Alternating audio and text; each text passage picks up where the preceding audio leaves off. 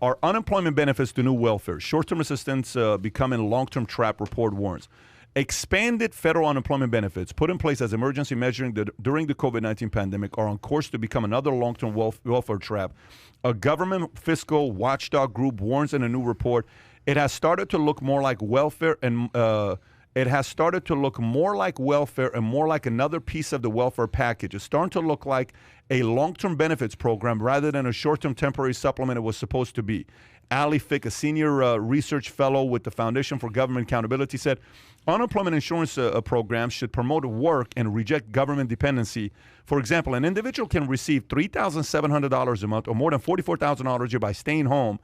The report continues, on top of tax credits, food stamps, and state unemployment benefits, an individual can receive an additional $1,300 a month with the $300 weekly unemployment bonuses. Are you kidding me? That's $60K a year to stay home and not do anything. Yeah.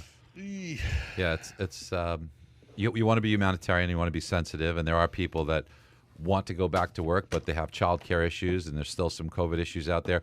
But there's a lot of people that'll come back to work if you stop the, a lot of people want to stay home because, listen, let's face it, if you're getting paid to stay home, a lot of people are going to do that. If you're one of those people out there doing this, okay, I totally get it. The government is taking all of our money and putting it in their pockets. Get yours. I get it. But be careful. Don't stay out too long, man.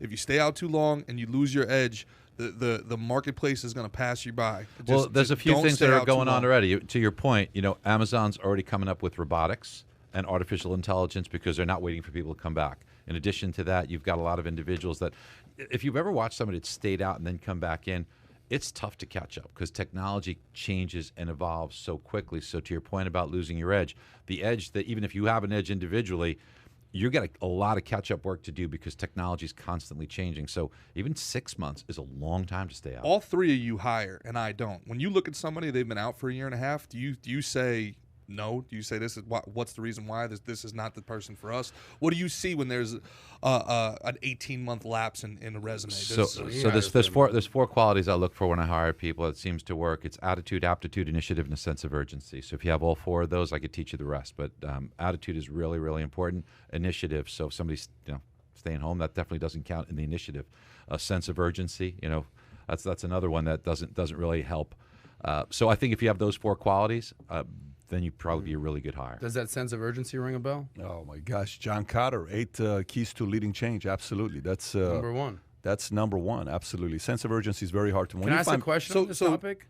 Well, just to follow up, I mean, just real quick. So if somebody was out, they took the full 18 months, they took the full 2 years. Yeah. Is that a red flag for you on the resume? Like straight up, is it? Absolutely. Yes. It is. Absolutely. Yes. Yeah. By the way, how a lot of people will say things like this. Listen, I'll give you an example.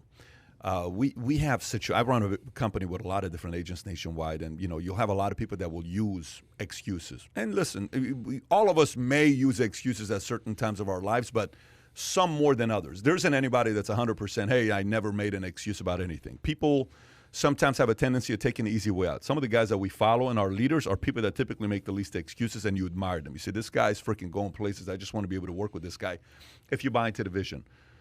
When we do interviews and somebody says, there was 2 years of my resume that you don't see anything, I took those 2 years off to take care of a friend of mine or an aging parent or this. So you sit there and you what you have to do in that moment, you have to say what? Either they're telling the truth or they're not telling the truth, right? Now, in your mind, there could be an odds thing. You could say 80% probably this is BS. I don't buy it. 80% is you work for a company for 2 years. They fired you. It was so bad you don't want to put the boss's name on there because you don't want us to make a reference call. And if we make the reference call, they're going to say, I'd never hire this person. You don't want to hire this person. So that happens because sometimes we'll go online and we're still able to find where they work and we'll make the reference call. And by calling somebody who is their former employer and we'll ask, do you know what job they went to next? Sometimes they'll say, yeah, he went and left us to go work with XYZ company because they gave him a bigger raise. Oh, okay, great. Then you call that up. Which office was that? XYZ branch. Great, you call them.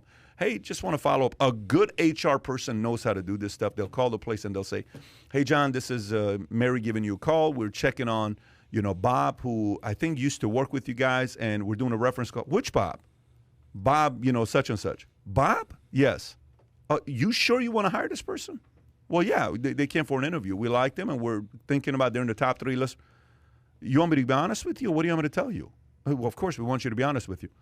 I would never hire this person. Let me tell you what this person did. And then they go, boom, boom, boom, boom. Now, that's if you get lucky, because a lot of times they couch it. They want to be very, so you have to read between the lines because they're not always that open and honest. He's right. But he's right. But if you can ask questions to say, look, if you had to hire them again, would you? 0 to 10.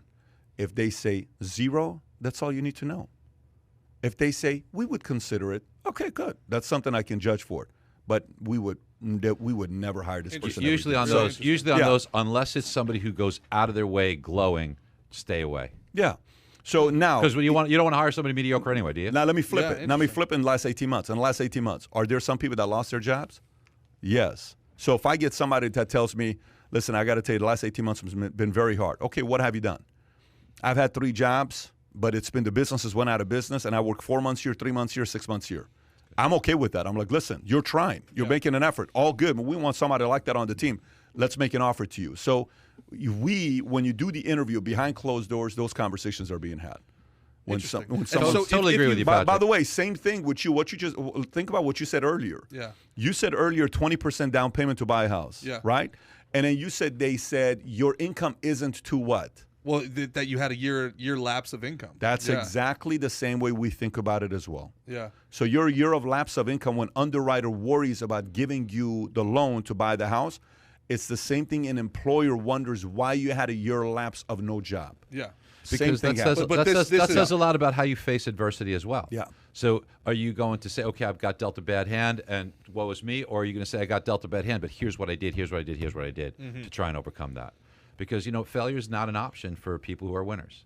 If you're a winner, if you're determined, then you come up with an obstacle that really shows your character that you can get past. But to be clear, this was a once in a century, nothing like this has ever happened before situation, right? So, you can't really, you can, but you can't really justify holding an 18-month lapse. By the way, in industries. Yeah. In industry. So, for example, say I run a big restaurant, chain. Hypothetically, I'm Cheesecake Factory, and I'm hiring a GM, and I'm in California, and you were a GM at Applebee's, you were a GM at Pick a Restaurant, wherever you were at, and you've been a GM for 17 years on your resume. From 2012 to 2019, you've been a waiter, worked your way up to all the way being a GM in 2019. 2020 happens, COVID takes place, and you're in California. You're like, dude, what the hell you want me to do? My industry has been shut down, restaurants, and I'm in California. You have credibility with me because that's situational. Of course, every restaurant's been shut down. But now, if it's a different industry that you could have figured out a way to still work, and you're telling me you couldn't have a job, I'm sorry, I don't give you the credence there. Yeah, so, I agree. And by the way, when my comments of, you want to try and make it work, the COVID issue aside, I'm saying in general, under normal conditions, when you see those lapses, you want to understand, is this person making excuses or are they trying to find answers? Very interesting, because and Pat, you already know this, so I'm not dropping any bombs here, but I've left one job off my resume my whole life, specifically because I never wanted anybody to call the boss. And the reason why is this dude, I was in pharma sales, and this dude just was like incredibly aggressive, like Glengarry Glen Ross, and he would curse people off like right in front of everybody, get in the room and just curse everybody off. And I had exceeded my numbers in the first quarter, and then they raised my numbers, and then I didn't hit my numbers in the second quarter, but I hit what I had done before. And he laid into me in front of everybody. He was like this close to my face, screaming at me in a room full of 20 people. And I literally just turned to him and I went, if you don't get out of my face in the next 5 seconds, every breath you breathe will be a gift I grant you.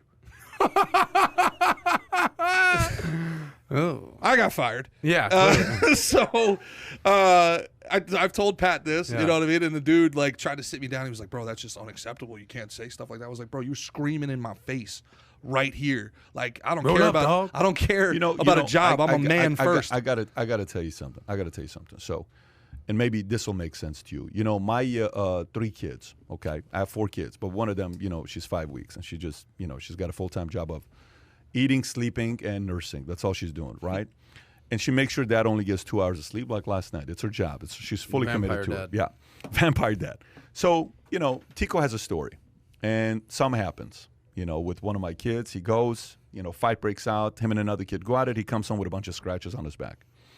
And I said, what's this all about? He's got all these scratches. Well, he never wants to tell me about anything that happens to him. He's got too much pride to complain. He's not going to say it. So, but when Melva's, going out there and seeing his back, I said, Daddy, something happened to his back. What happened? I don't want to talk about it. That's kind of how he is. He's like legit omerta, like fully committed to this whole idea. So I'm not going to stitch up. Yeah. So I'm like, buddy, what happened? He says, well, this. I said, what happened? Is this. So I said, I sit there as a dad. I'm like, the parents whose kids never do anything wrong. My son would never do such a thing. He would never do such a thing. Last year, he was taking this soccer class, year and a half ago. I don't know if you remember this. When he goes to soccer class and he's there, he knocks a kid out, okay? Tico, he flat out knocks a kid out. And when they kick him out, Jennifer calls me saying, Patrick got kicked out of practice. I'm like, Tico, why'd you get kicked out of practice? He says, Daddy, I got kicked out of practice because a guy punched me in the stomach. I said, Tico, do not lie to me. He said, I'm telling you, I'm not lying to you. He punched me in the stomach. You've taught me to not let bullies bully me. I punched him in the face. And then he went to his mommy and daddy cried. Mommy and daddy went to the manager and they kicked me out of the... I'm telling you, he punched me first. I said, okay, I'm going to call the owner. I call the owner. I tell the owner, you know the story. I tell you, do you know the story or no? I call the owner. I say, hey, listen, my kid just got kicked out. Yes. He says, you guys kicked him out. Why? Because he punched the kid in the face and guy was on the floor and he knocked him out. He can't do that. This is 6-year-olds, 7-year-olds when he did this. I said, he's telling me the other kid punched him in the stomach first. You guys are running kids over there, so I'm assuming you have cameras. He says, we do. I said, I want you to go look at the camera and tell me what happened. And I want you to tell me the story. Because if you ever want me to write any positive review about you, I want to know you guys did the right thing. If we were at fault, I'm going to have my son come and apologize to the kid. But if the other kid's at fault, I want to make sure he's held accountable. They said, let us get back to you. 2 hours later, they call me like this. Here he goes. We looked at the videos, and your son is right.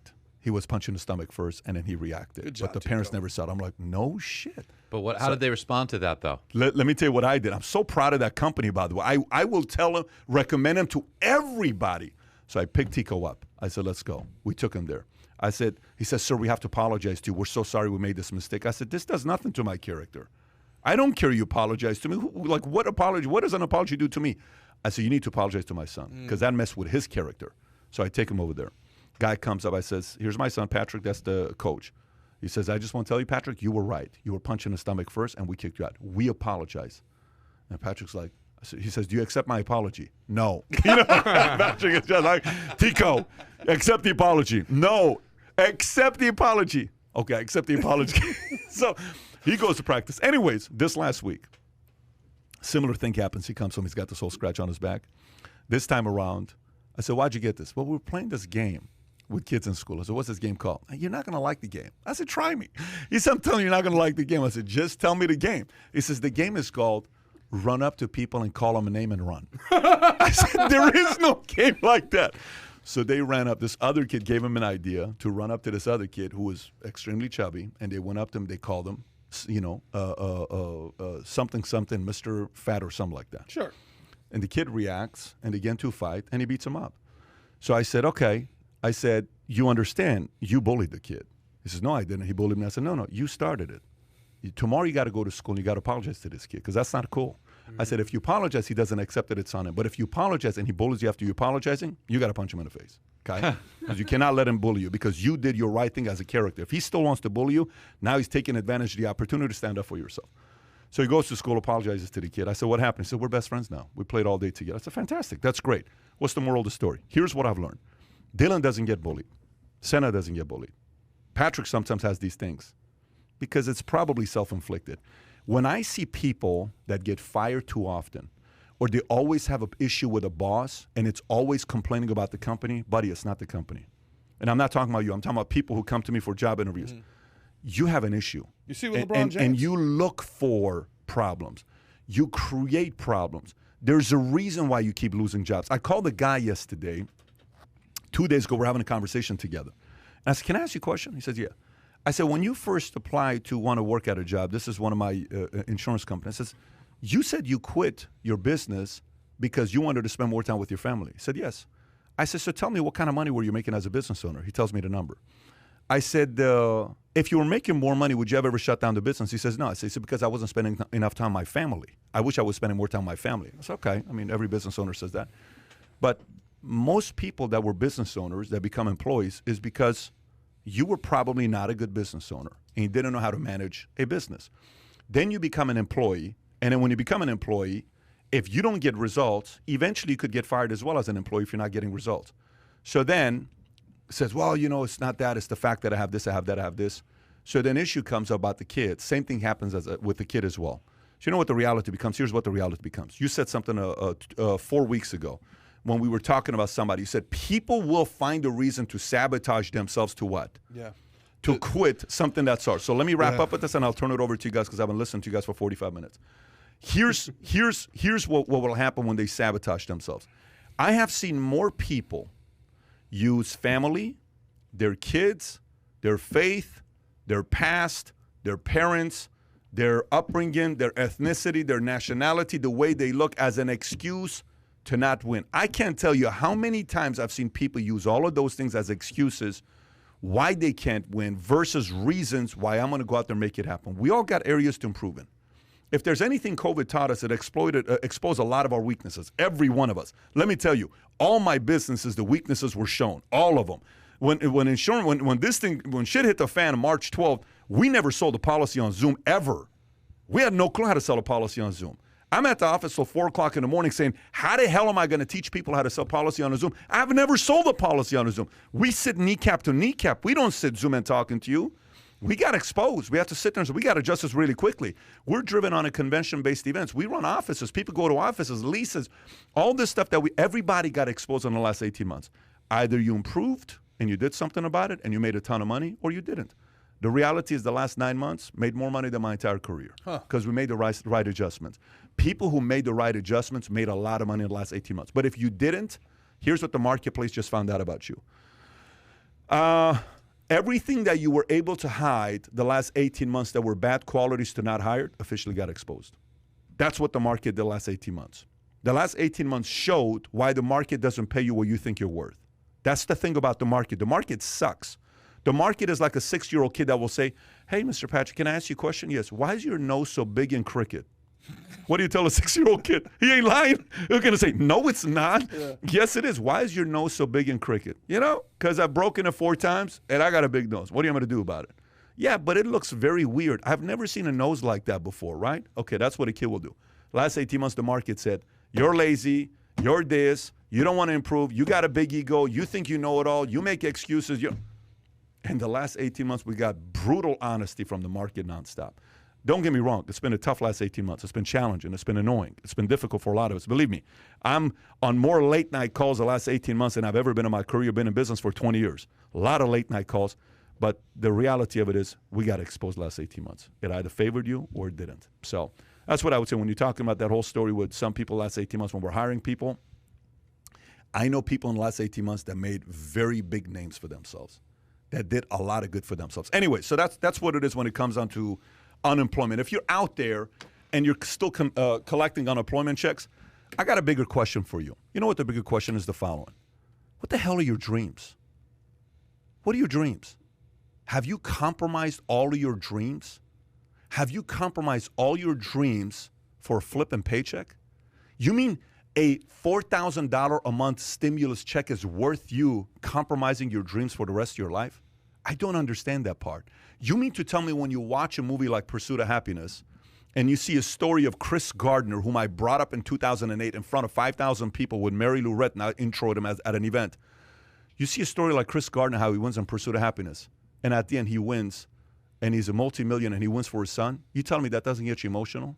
Of course. You mean to tell me when you watch Rocky and he wins and you see the robots and Rocky 4 and all this other stuff and his dreams are becoming a reality, you mean to tell me that doesn't fire you up to want to do 200 push-ups afterwards? You mean to tell me when you watch some of these movies and people's dreams are becoming a reality and you're not sitting there saying, I have some dreams? Biggest thing with the stimulus is the fastest way to steal you from dreaming, and it's the easiest way to get you to control, because the more you dream and you innovate and you challenge status quo, the more they lose. The more they give you money and you stop thinking about dreaming, reading books, improving yourself, the easier you are to control. So if there's anything when it comes down to money being given away to us, you just have to keep thinking about, I get it 3 months. I get it 2 months. I get it a month. I get it 4 months, maybe 6 months.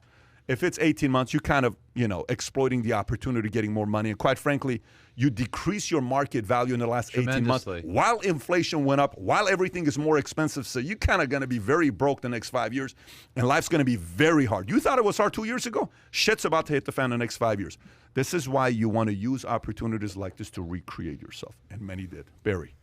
Oh, I totally agree with you. I mean, this is when you have an adversity, you either decide to make an opportunity out of it, or it's woe is me. So if you enjoyed this little short segment from the podcast that we did, here's another short segment to watch. Or if you want to see the entire podcast, click over here. Take care, everybody. Bye-bye.